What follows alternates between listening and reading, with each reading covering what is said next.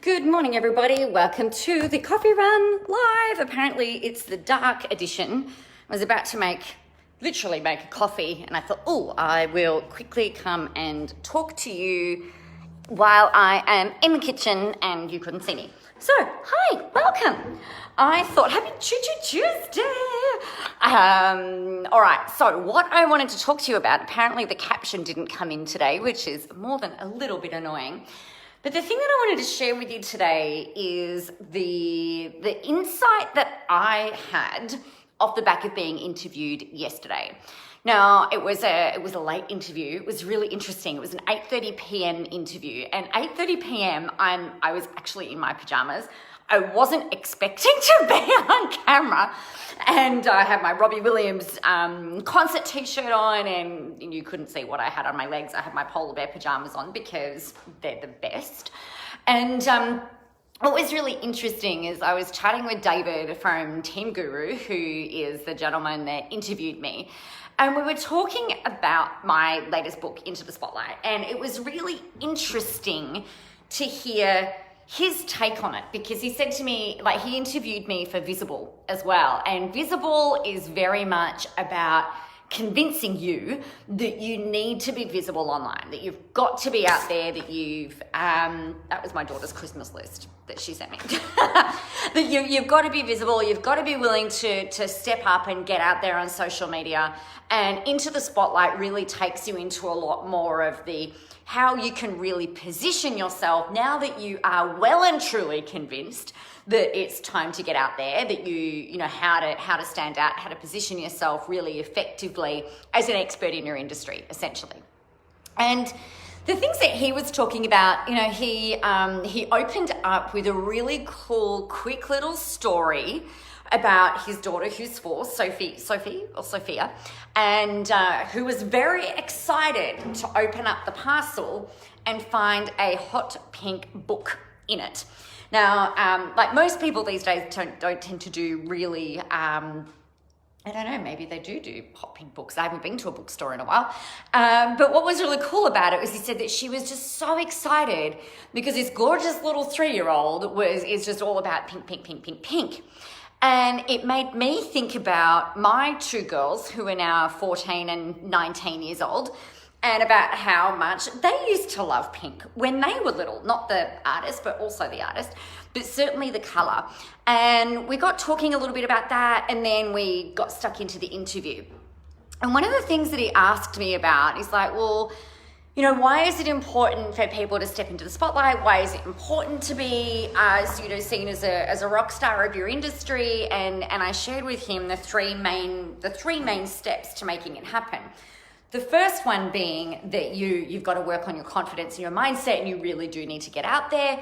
The second thing being you've got to know your audience better than they know themselves. And I spent a little bit of time on this particular point, and I know you guys have heard me talk about this a lot before. And I talked about it yesterday, I think actually as well, where the more you can know your niche, the more you can know your audience, the more you can start creating and sharing content, strategies, hints, tips, advice, things like that are going to be really helpful for them. And, the thing that I said to him, I said, it's really important to know who your audience is, because then you can start to share content that talks to them, helps them, and also helps them to create connection. So the reason that the thing that's really become very obvious to me over the years has been where I've shared things like our morning walk photos, and some mornings I'm just like, do you guys even really care? Do you even really care that we're going off and we're doing our morning walks? And the thing that amazes me is that when I don't post my morning walk photos, or if I haven't posted them for a while, and if I haven't come on here and explained that we're away or whatever's going on, I get messages from people asking if we're okay. I've had people over the years share with me that they've started doing morning walks. They're getting up early, going on morning walks to get their day started, and that we had inspired them to do that. I'm like, wow, this is really kind of crazy to me, because it was not done strategically. It was just part of our life, and I know that people love to see behind the scenes of what it is that people do.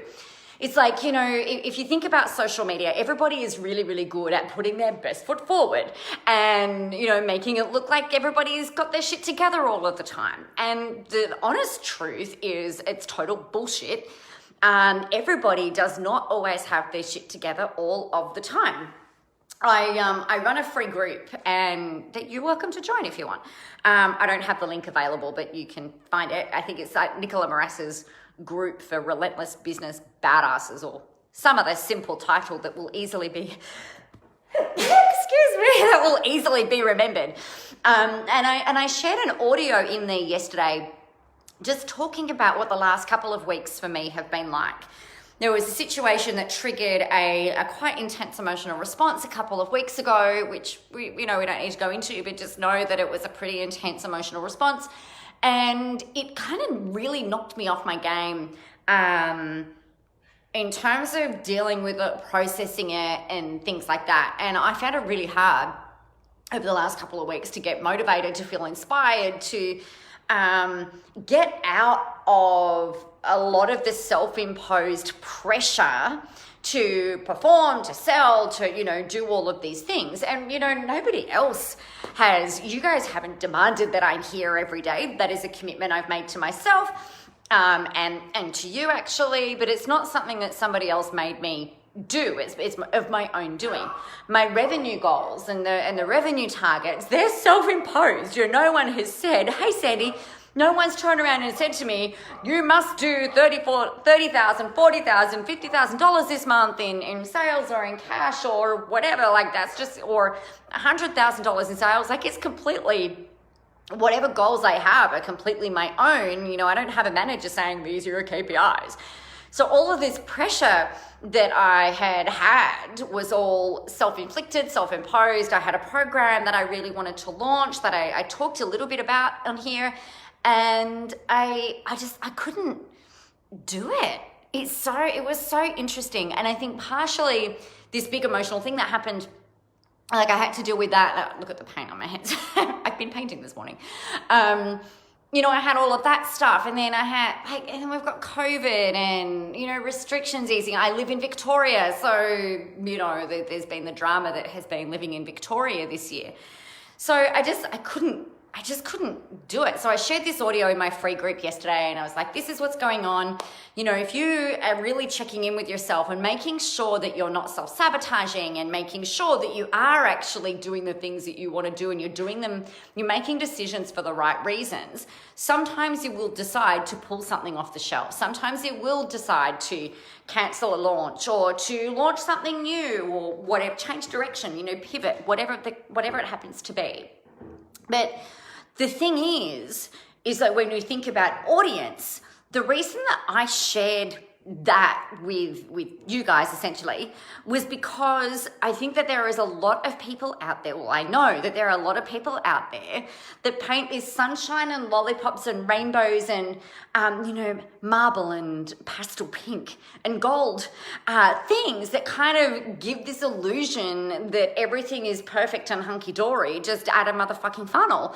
And it's not the reality. You know, we're all human, and I think that it's really important for all of you to share insights into your life, your mindset, what's going on after you've worked it out, right? Not while you're in the middle of it, because that's just, you know, we are not your therapists. That's why we have therapists. But, you know, it's important to share with people and to let people know and remind them that, you know, that this ridiculous standard of perfection that is touted all over the internet is just that. It is completely ridiculous. So it's really important to share the fact that, you know, with your people, with your audience, that it's okay for them to not be perfect. The thing that I then shared with David was that the next thing is like to get into your social media stuff and start your positioning and really blend your personality with your expertise, right? So it becomes this, if you imagine two circles, we've got your personality intersecting with your expertise and your intellectual property. So those two circles are enmeshed together. And when you've got those two things, your personality, and you've been able to articulate your expertise and share your hints, tips, and advice and things like that, then, you know, that's when the magic happens. The thing that I really got out of being interviewed, though, and I shared this with the fabulous Jo Muirhead, my best friend.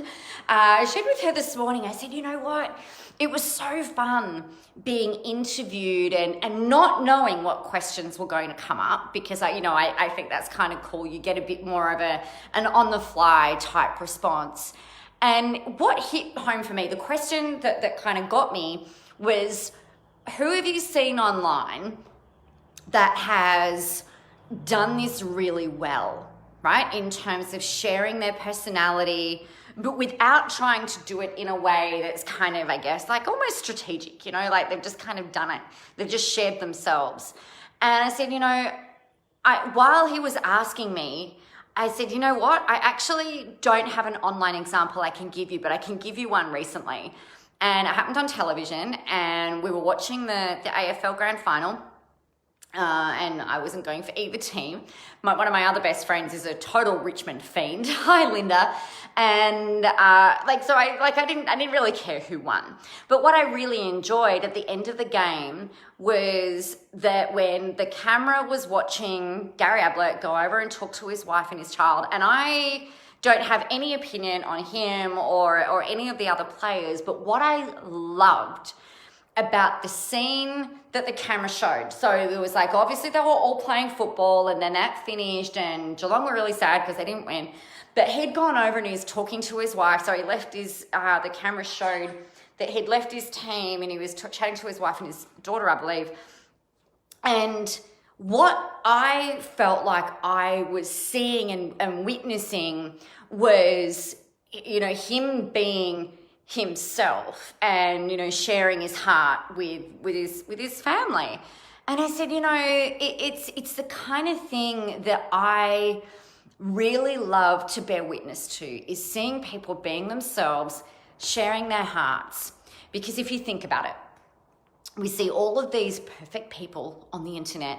We see all of these people who have got all of the things, all of these insane standards and things like that. And the thing that really cuts through when you see everybody out there, there's all like the same and the same and the same, and the carbon copies of the carbon copy of the carbon copy people.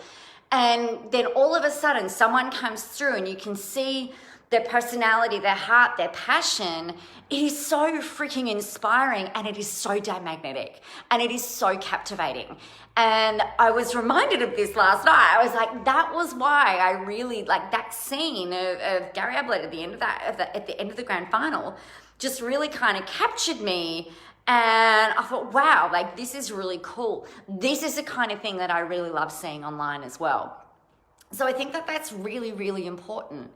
And that, you know, if we think about it, if you've got those three things in place, so you know, you've worked on your mindset and your confidence, and you're getting out there and you know who your audience is, that's when you start working on your positioning. That's when you start working out, all right, this is what I'm going to share in terms of my intellectual property. This is the processes and the things that I'm going to share that really establish myself as an expert, but you blend that with your personality.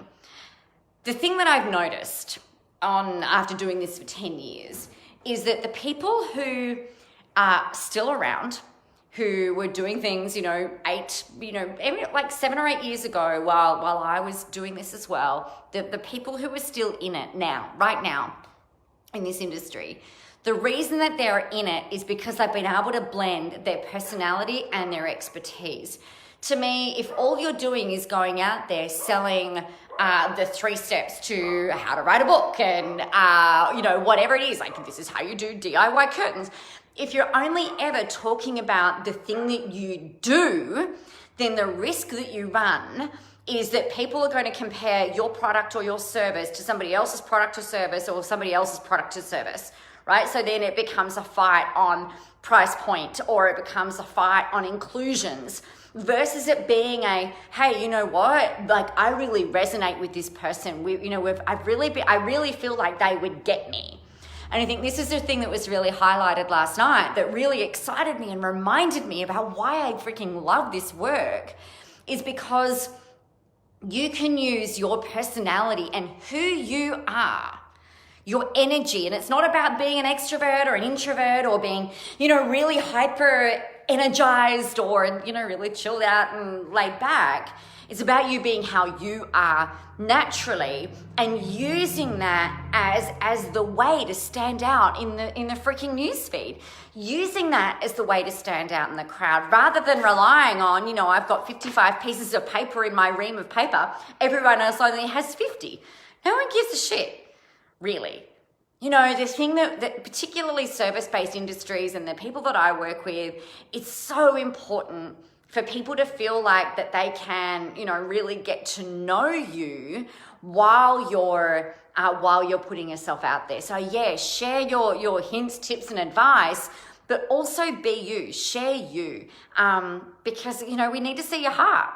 We want to see your heart. We want to get to know you. We want to learn to really like you, and everybody else is afraid of doing it. So you've got a really awesome opportunity for you to just kind of cut through that noise and stand out because of who you are, as well as what you do and what you know. So there you go. That's my little insights from last night's very late and abnormal interview. So there you go. I'm going to go and make a coffee. If you've got any questions about this or anything else, make sure you let me know. If you want some help setting yourself up as the rock star of your industry, we have got Visible Live happening on the 4th and the 5th of December. It's coming up in a couple of weeks. It will, of course, rock your world. I've been running this event for the last couple of years and it's fucking amazing. I think every business owner should be in it. So we've got that happening on the 4th and 5th of December. Get yourself booked in. You will have your 2021 marketing plan nailed. You will know what you're talking about every week of every month for the whole, and then my live stream went weird. So that is that, everybody. So your job is to, what? I know, is to get out there, go help some people, have a whole ton of fun doing it. But most of all, remember that the world is ready for your brand of awesome. Have an amazing day, and I'll see you tomorrow. Bye.